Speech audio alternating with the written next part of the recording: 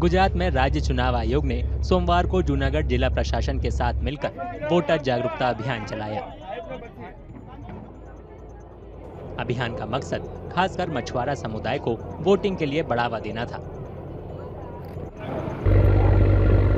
मछुआरों ने वोटिंग के दिन अपने लोकतांत्रिक अधिकार का इस्तेमाल करने की शपथ ली।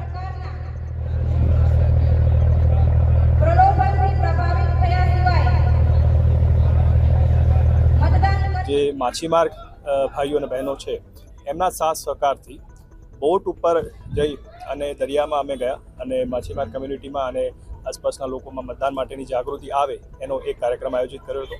ખૂબ મોટી સંખ્યામાં આમાં સ્થાનિક લોકો પણ અમારી સાથે જોડાયા હતા। जूनागढ़ समेत गुजरात की सभी 26 सीट पर 7 मई को वोटिंग होगी।